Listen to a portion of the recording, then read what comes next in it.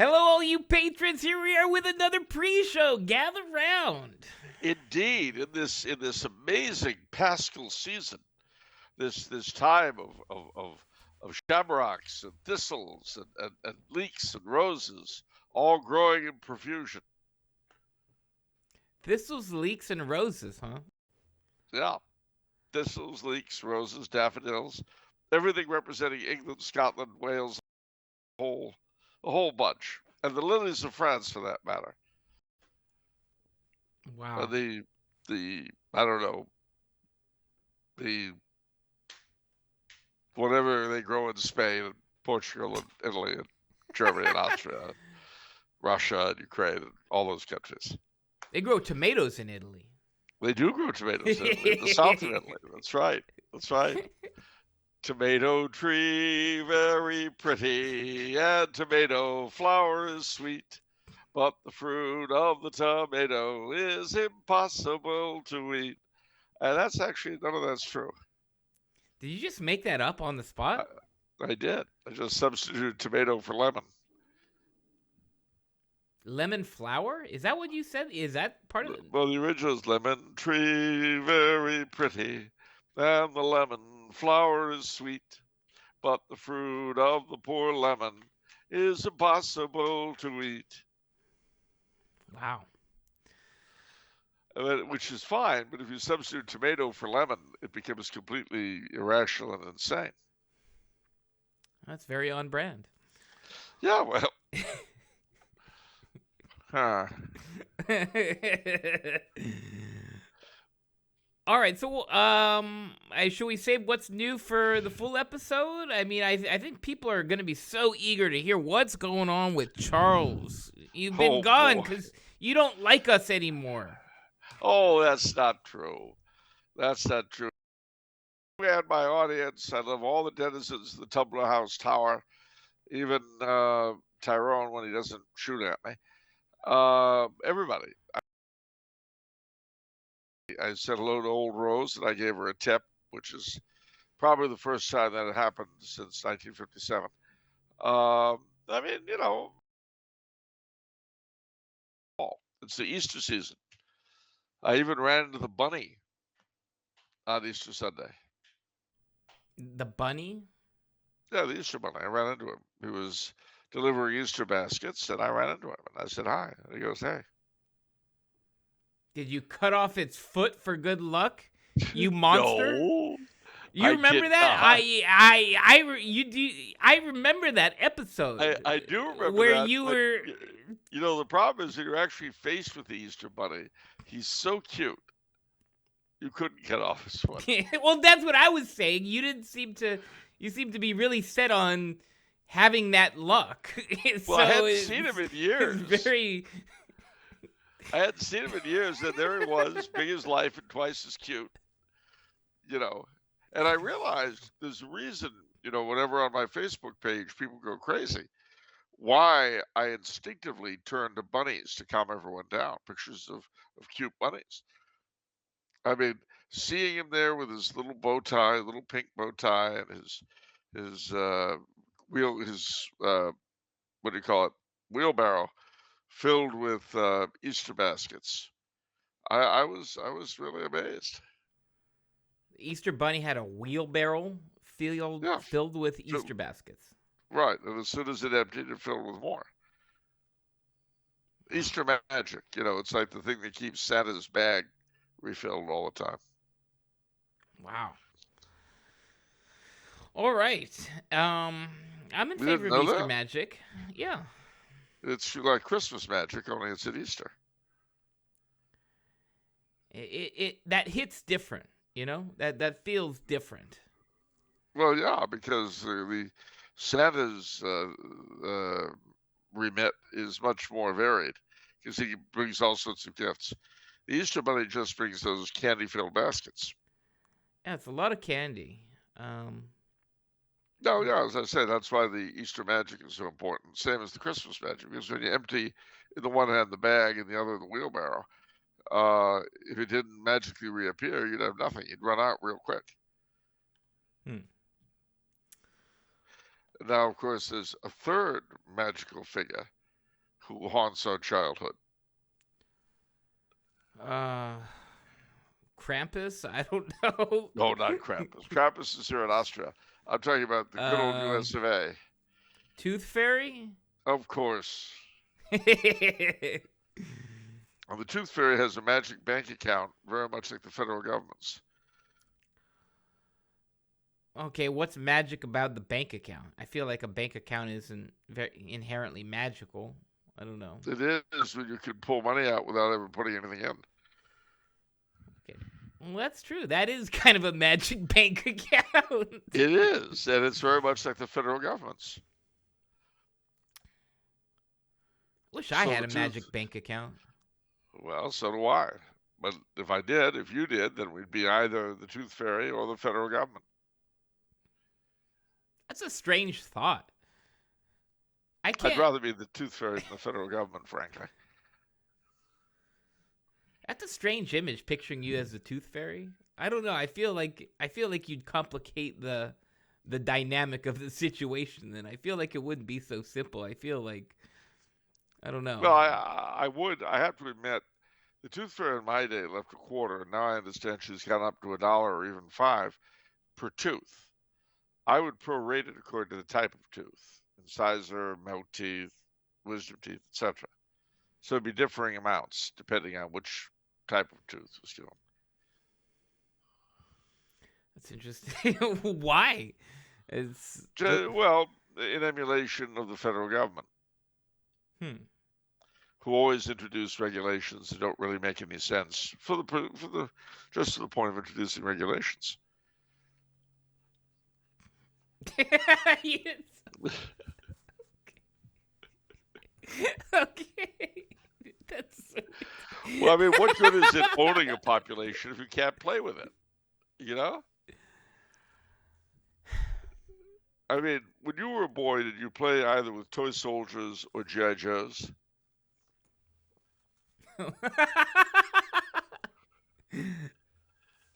Both? Okay. Now, did the scenarios that you came up with for them, in the end, actually make any logical sense?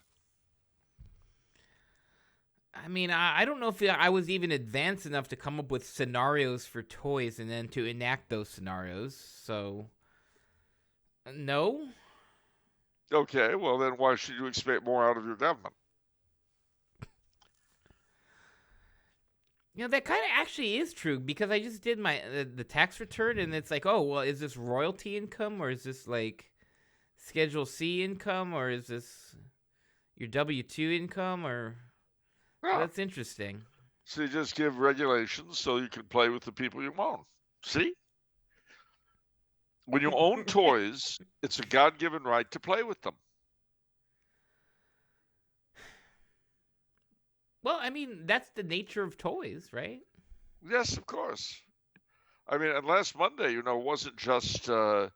was not just Patriots Day when the embattled farmers stood and fired the shot heard around the world. It was also Income Tax Solstice. April 14th? What? Yeah. By midnight on Monday, you had to pay up or, be bitch slapped, if you'll pardon the expression.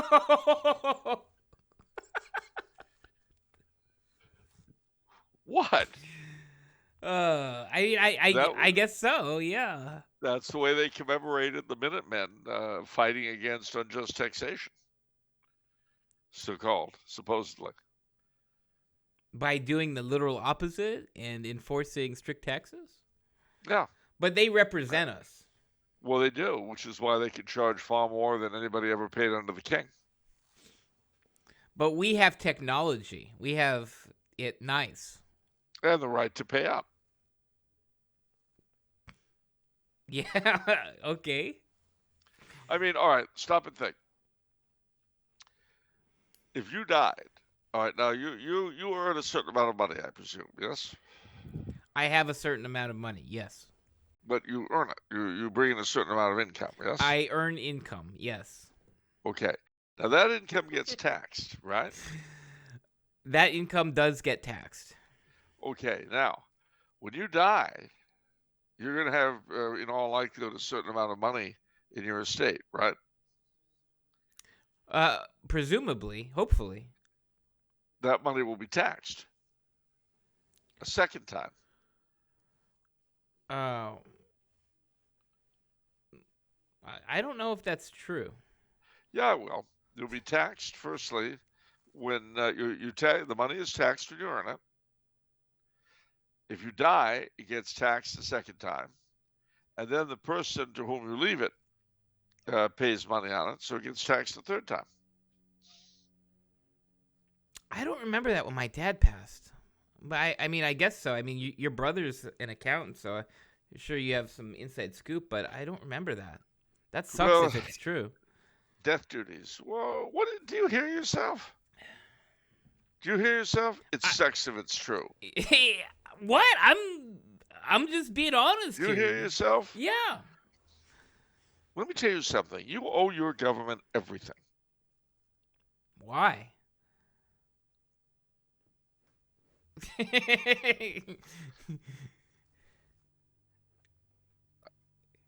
Don't ask that question. But your city, your county, your state, and your federal government, and for that matter, the United Nations, deserve every penny you give them, and more.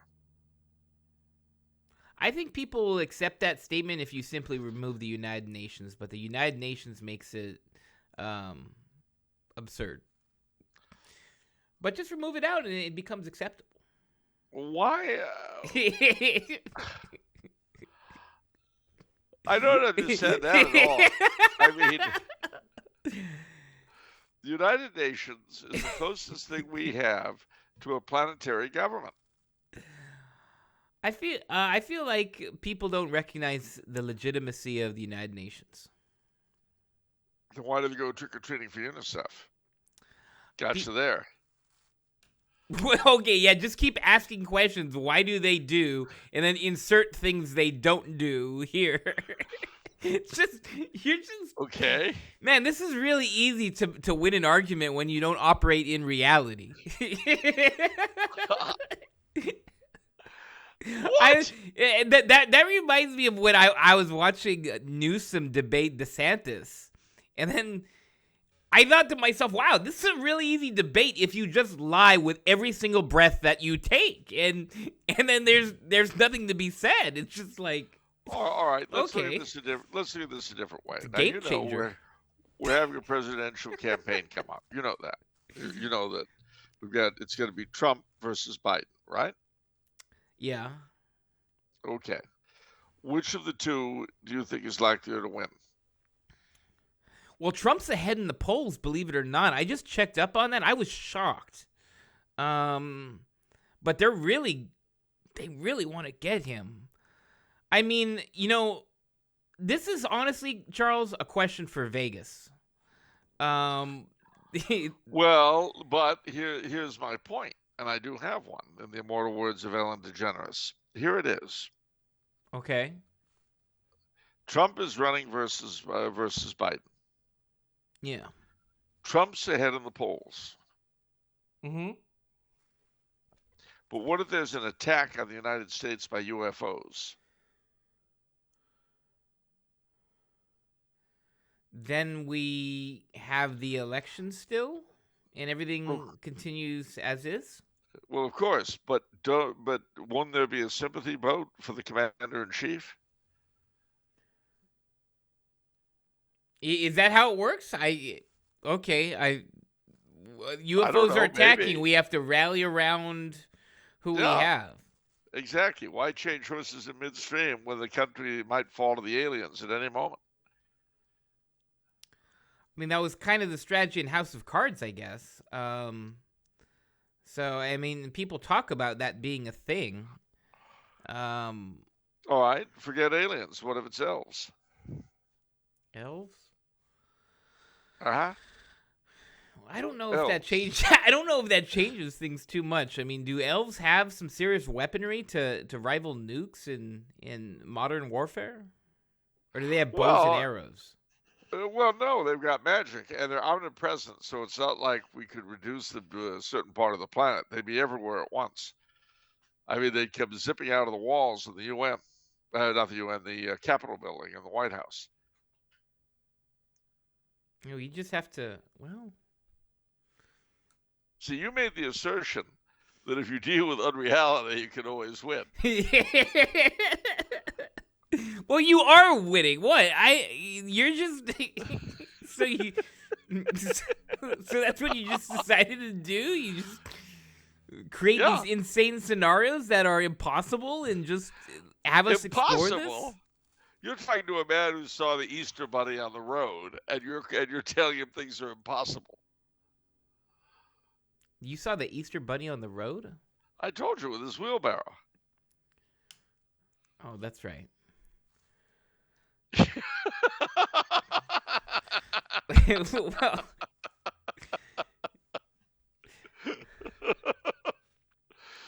do we feel better now?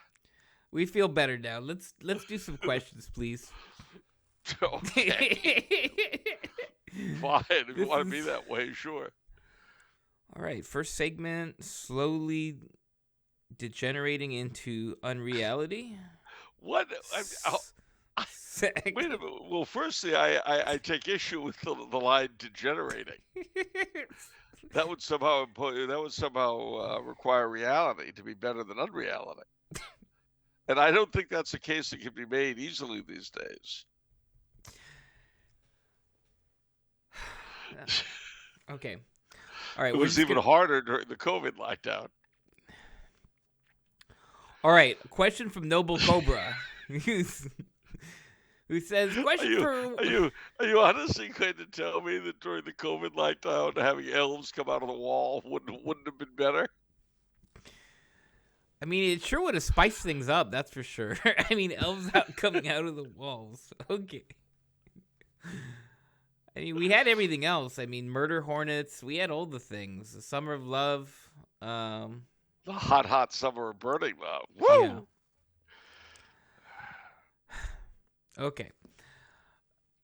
Question from Noble Cobra, who says, question for when Charles is in the old rose again. I don't know what that means. Okay. That's right. Old Rose. Gotcha. Yeah. Can Charles tell us anything about the John Wilkes affair? I don't mean the famous actor, but the liberal British MP who was expelled from Parliament for obscenity and then immediately re-elected, prompting a huge controversy in the 1760s. The reason I'm curious is that the event prompted one of Dr. Johnson's political tracts, The False Alarm. And though everyone, including Boswell, says the good doctor had it wrong, I personally thought Johnson made some very astute points. I'd be interested to get Charles's perspective on the whole mess. Well, yes. Dr. Johnson, for those of us who don't know, was Dr. Samuel Johnson, the great 18th century English sage.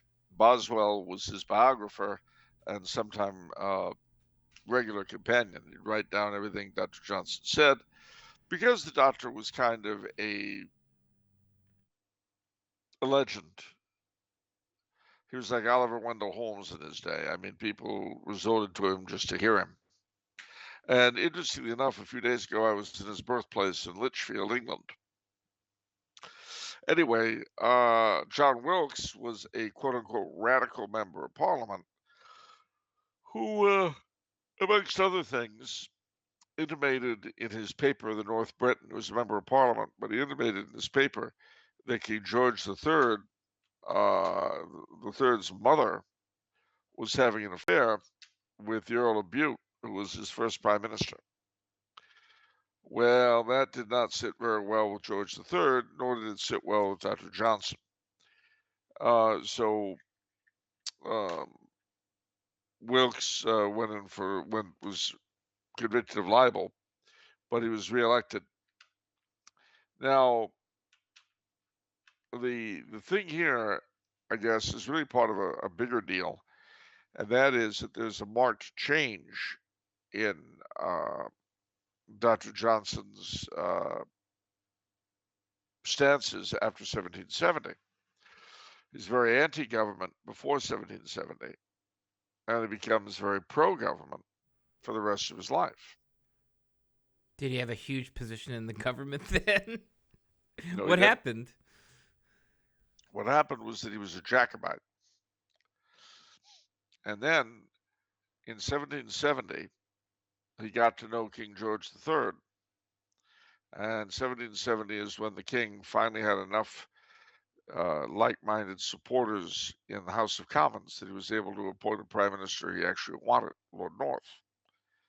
And this situation lasted for 10 years. George III was the closest thing to a Stuart that Dr. Johnson could find, and he was very much in favor of his policies. So what happened was not that Johnson changed his opinions. He didn't. The situation changed. Now, Wilkes was also a member of the so-called Hellfire Club of Mendham Hall, alongside Benjamin Franklin and riffraff like that, where they had various orgies of different kinds. Johnson didn't really care for him. Wilkes and his gang, the radicals as they were called, attacked the king. They attacked the established England and called themselves patriots. And it was for that reason that Johnson made his famous statement that patriotism is the last refuge of the scoundrel.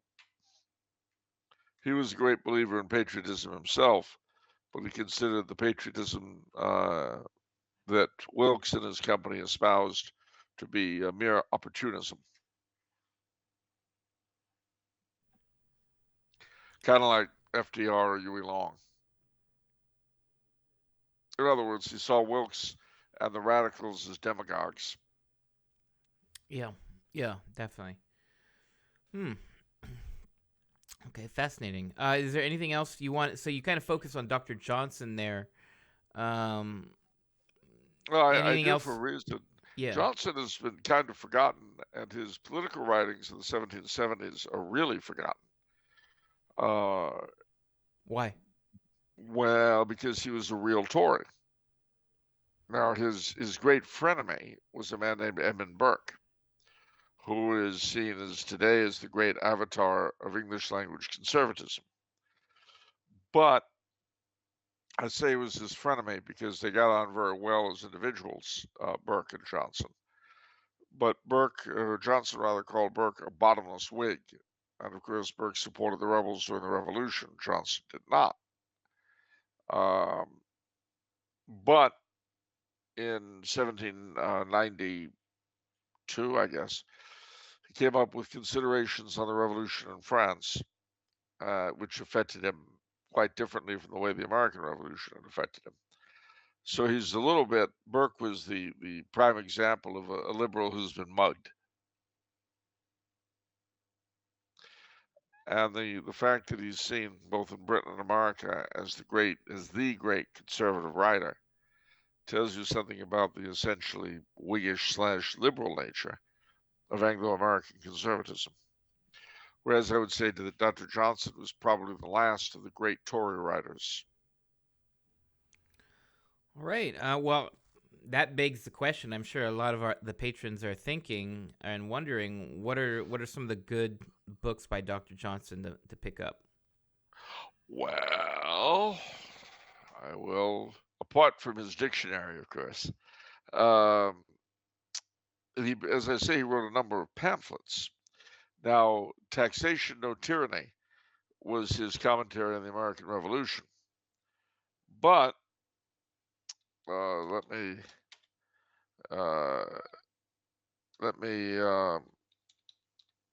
go to Wikipedia, source of all truth.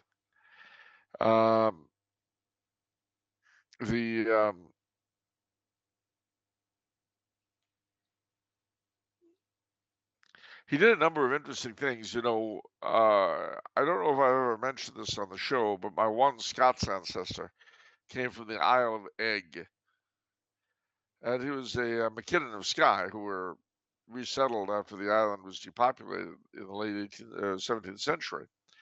And the way it was depopulated was that the people who lived there before were attacked by a clan called MacLeod. And the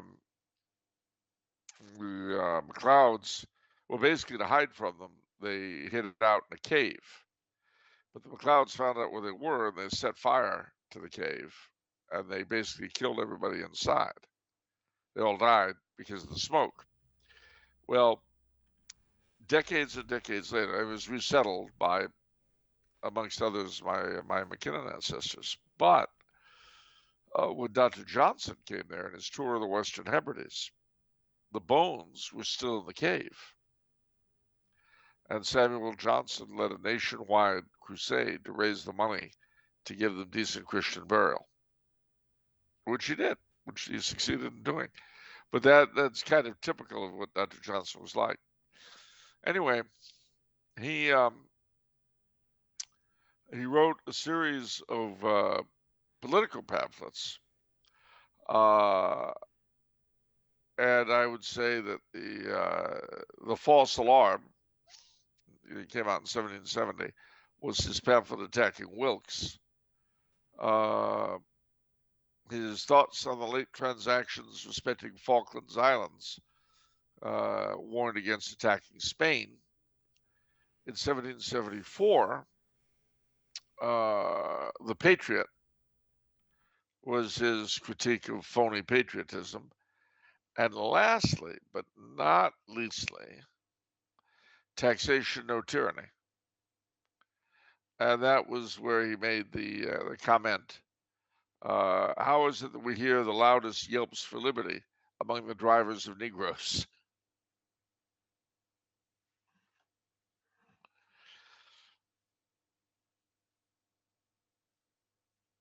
All right. Anything else? Is there anything you wanted to say about the John Wilkes affair? Well, just that it got subsumed into other things. Wilkes lived a very long time afterwards.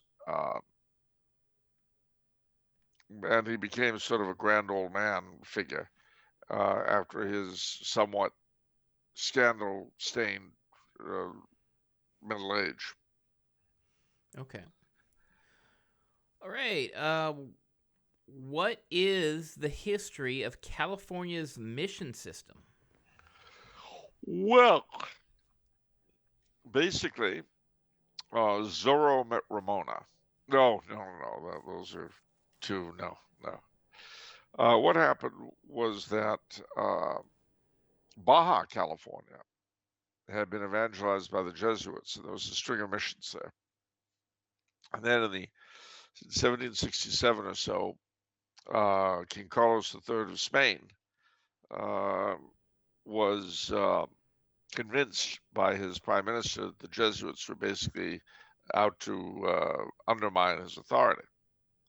So he banished the Jesuits from his dominions. Well, this created a big manpower problem in the missions of the New World. He was able to convince the Franciscans to take over the Baja missions, and they assigned a fellow who had already established a chain of missions in the Sierra Gorda region of Mexico, northeast of Mexico City, to take over Baja, which he did. He took over the missions there. And then he founded one, San Francisco of Alicante. And that was the last mission founded in Baja California. But then in 1767, 8, and 9, the Russians in Alaska began probing the coast and the northern coast. And the king became fearful that they were going to descend upon California. So he asked Father Serra to take over the evangelization of Alta California as well. But Father Serra pointed out that they really did not have the men to do both, to continue running the Baja missions and establish a new chain in Alta California. So the king replaced the Franciscans in Baja with the Dominicans, and they took over the Baja missions. and held on to them until the 1830s.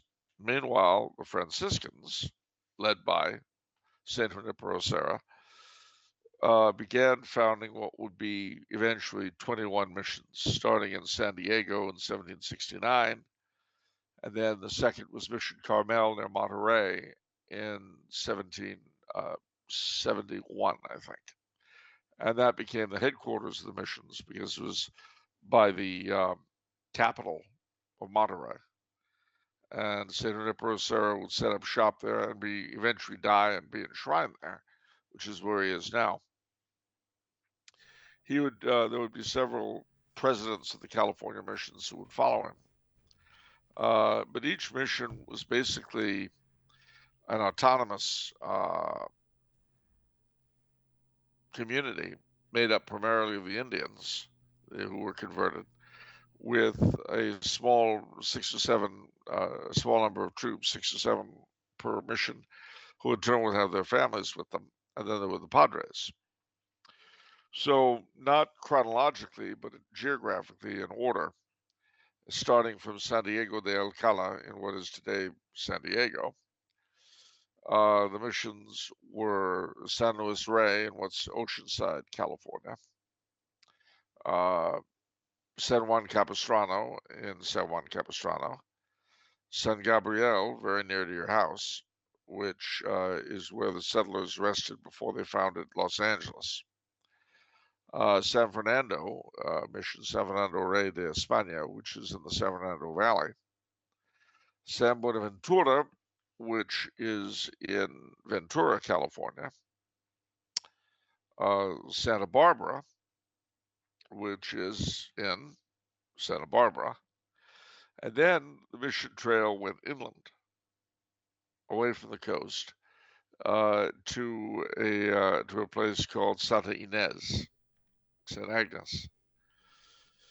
Then in what is now the town of Lompoc, the Santa Ynez is right by what's now Solvang, a Danish colony. But in Lompoc, they founded La Purísima Concepción, because the Franciscans were the great pushers to the Immaculate Conception. Then there was a long gap, and it picks up again in a place called San Luis Obispo. Then San Luis Obispo was not on the coast, it was toward the coast, but then the missions go inland again, away from the coast. San Miguel,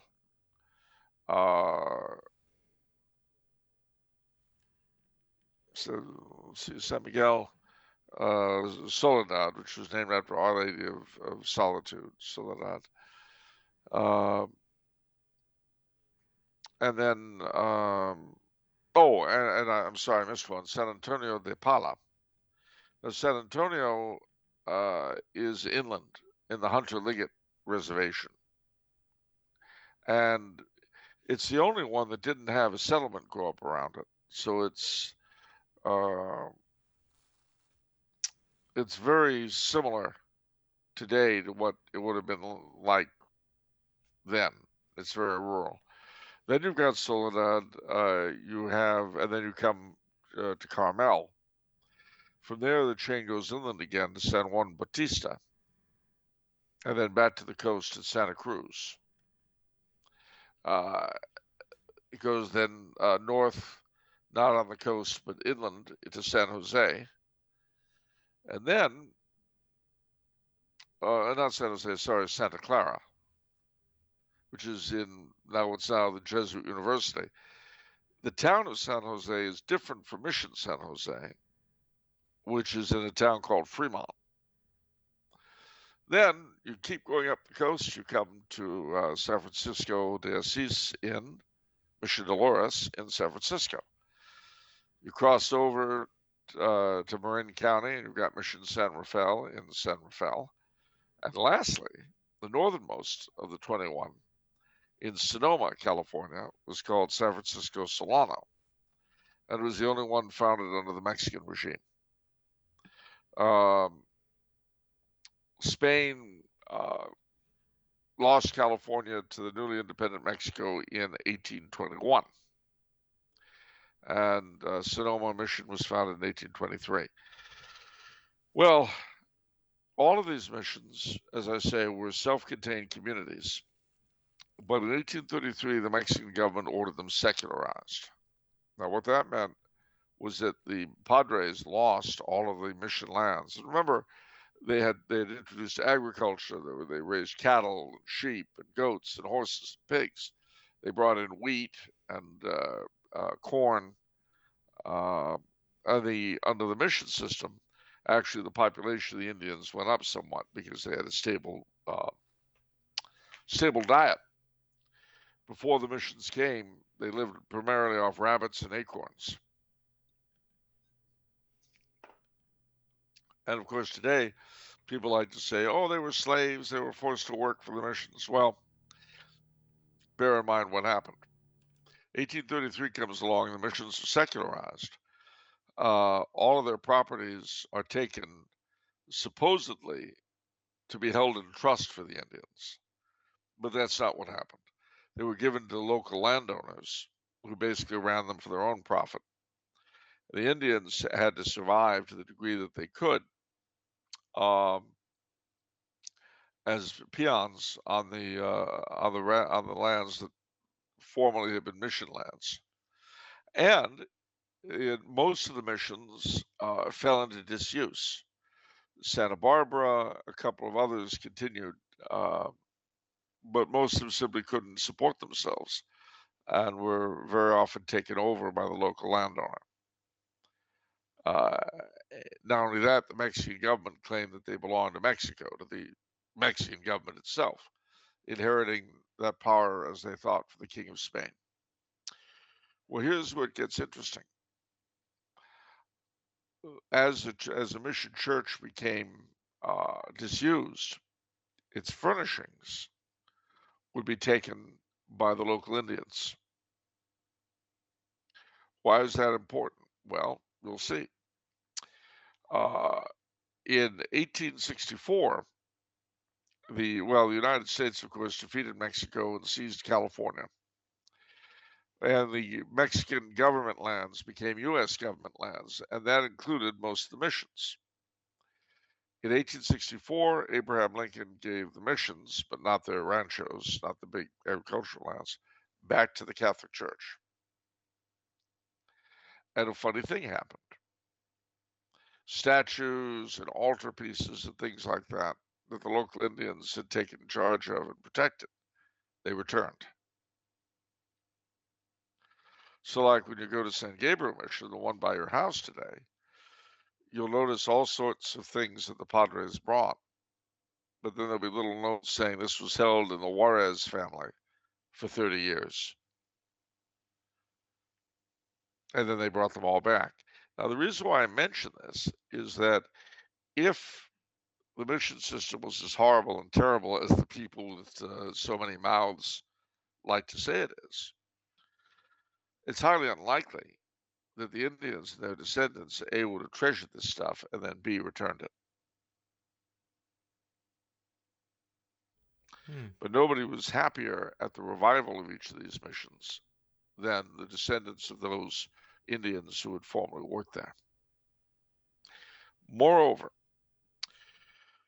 two of the missions in the California mission chain do not belong to the church. For various reasons, they were given to the state of California. And these are La Purísima, down there in Lompoc, and San Francisco Solano in Sonoma. If you want a vague idea of what a working mission was like at the height of the mission system, go to La Purísima. They have a working ranch there. It's as close as you're going to come to seeing how they function in their prime. Okay.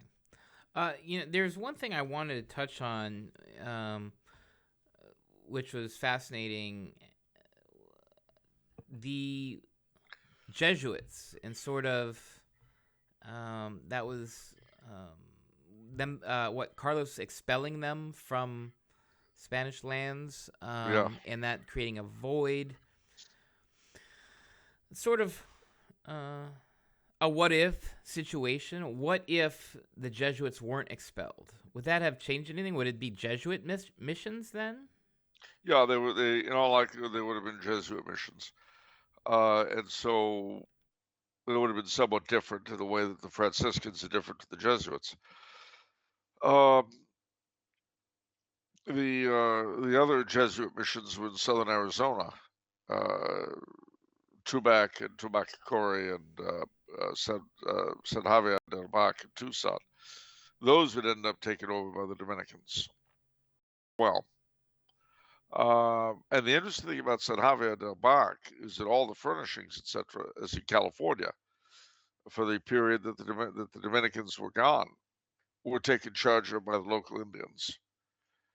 And that, you see, what usually happens is people look at the way in which the missions were run. They project our attitudes onto the people and then decide they were horrible and tyrannical because they want to. The fact is that the missions were far more pleasant places to live than living a tribal lifestyle. And interestingly enough, after the mission system was abolished, the number of mission Indians dropped precipitously, which is also sort of a basic, let's ground this in reality and not in sheer mouth yapping. When the Americans took over California, they went on a really almost a genocidal thing against the California Indians, especially the tribal ones that had not come into civilization. So, you know, it always makes me giggle when I hear, in a larger sense, when I hear people go out about how terrible the Spanish were to the Indians. Where are the Indians the largest proportion of the population today? Latin America or Anglo America? I would assume Latin America. Uh-huh. Why is that? Why? I don't know. Maybe it's because, in default of being able to get any Spanish or Portuguese to come over in large numbers, because Spain and Portugal were too pleasant to live in to leave in those days, maybe it's because they were keen on preserving the bodies and souls of the Indians. You know, after the initial shock of the conquest, most Indian communities in Latin America lived under their own leadership.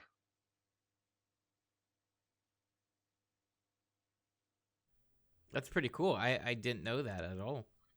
Well, no, you're not supposed to know that. You know, Spanish bad and Catholic. Oh, oh, oh. Not supposed to know nothing about nothing. Stupid is good. Stupid is easily ruled. Stupid doesn't ask questions. Stupid does as it's told.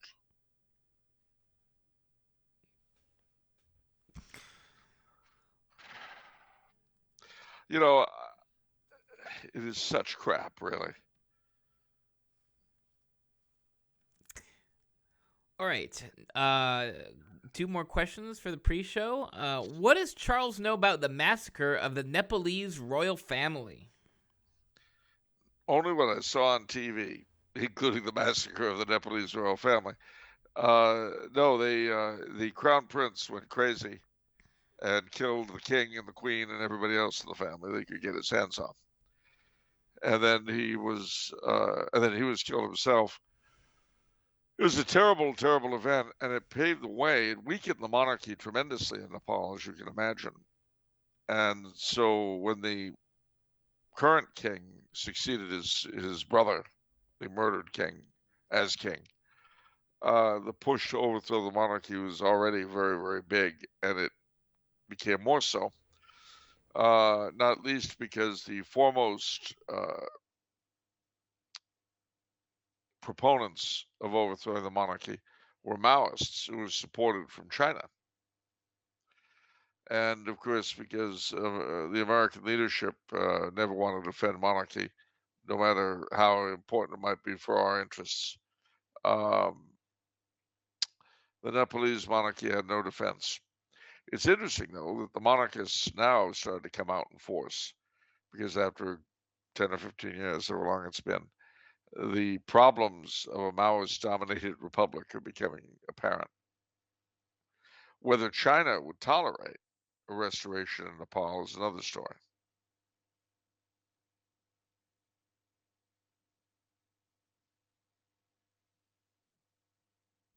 I was going to ask you when did this take place, and I was going to assume like 1800s. No. It was about 10 or 15 years ago. Yeah, it says 2001. That just There you happened. go. Yeah. I'm shocked that such a thing can happen. Maybe I don't know. That's just shocking to me that didn't enter mainstream media. I personally didn't catch it. Maybe I was asleep at the wheel, but that's kind of shocking to me. I remember when it happened. Now, of course, Catholicism, one good thing that came out of it was that the restrictions on Catholicism, of which there were some, were completely lifted because, see, it was a Hindu state. The king was a Hindu. And Hinduism was the official religion, even though a big chunk of the people are Buddhists. At any rate, when the Republic was proclaimed, they had to declare freedom of religion, and a lot of Nepalese Catholics were converted after that. So God brings good out of evil. Although it doesn't make the evil any less so. Right. Okay. Final question for the pre-show is: has Charles ever watched Rick Steves' Best of Europe? If so, what does he think about it? Well, yes, he has. I used to watch it with Brother Leonard Mary, actually, back in the day. It's very informative, but his historical/political views are always fairly liberal. But that's to be expected.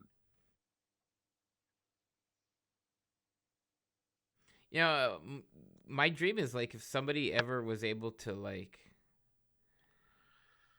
finance or put together and have you do something like that, sort of like Charles Coulombe's Europe. I'd love that.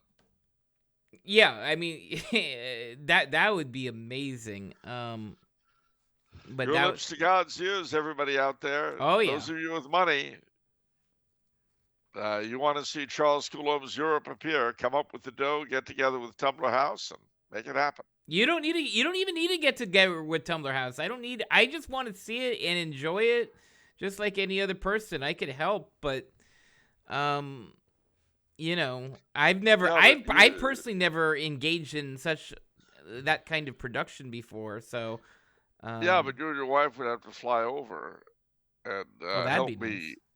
You'd have to help me eat at some of the fine restaurants I know, and that's actually true. I would have to help you eat at some of those fine restaurants. Yeah, that's what I'm telling you. We're here at Fouquet's in Paris, and how do you think? How does that taste to you, Vinny? Man, that's an idea. I think you're really onto something, Charles. Yeah, I thought you might be. I thought you might get behind it. The the Champagne region of France.